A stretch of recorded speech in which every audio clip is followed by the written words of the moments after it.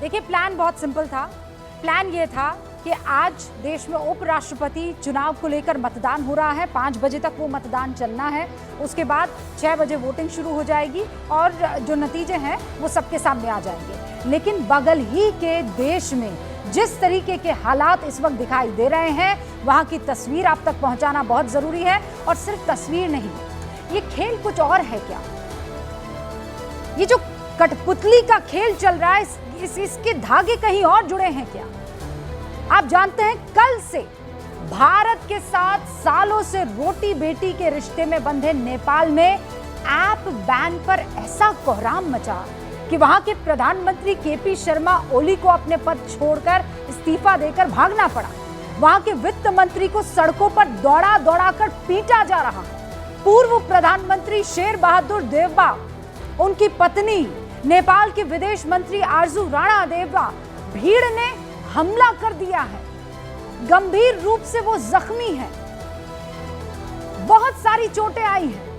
काठमांडू में प्रधानमंत्री केपी शर्मा ओली की मूर्ति को तोड़ने की कोशिश की गई है। वो तस्वीरें आप देख रहे हैं। अब जब ये तस्वीरें सामने आ रही थी तो आपको क्या कुछ कनेक्टिंग डॉट्स नहीं लग रहे थे? हमें तो लग रहे थे, क्योंकि हमें कुछ पुरानी तस्वीरें भी याद आ रही थी। आज जो तस्वीर नेपाल से सामने आ रही है, आज से 1 साल पहले हूबहू वैसी ही तस्वीर बांग्लादेश से भी आई थी। ऐसे ही अचानक युवाओं की भीड़ ढाका से सरकारी इमारतों पर हमला बोलती है। बांग्लादेश के संस्थापक शेख मुजीबुर रहमान के स्टैच्यू को तोड़ देती है।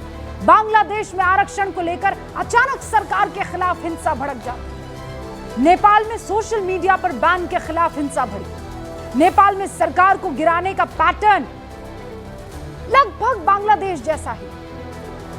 अचानक एक संगठन हामी नेपाल पूरे आंदोलन को आगे बढ़ाता है। हामी नेपाल लीडर है सुदन गुरुंग, उम्र है 36 साल।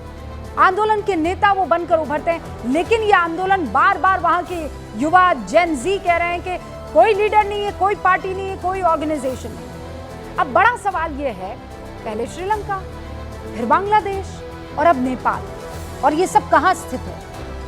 अचानक यहां के लोग सड़कों पर उतर आते हैं।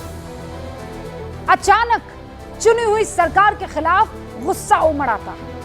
अचानक लोकतंत्र की इमारतों पर भीड़ तंत्र का कब्जा हो जाता है। क्या ये महज एक संयोग है या कोई प्रयोग है? क्योंकि अगर ये एक प्रयोग है तो छोटी छोटी मांगों की आड़ में सिस्टम को बर्बाद करने का ये खेल बहुत गहरा है। क्या?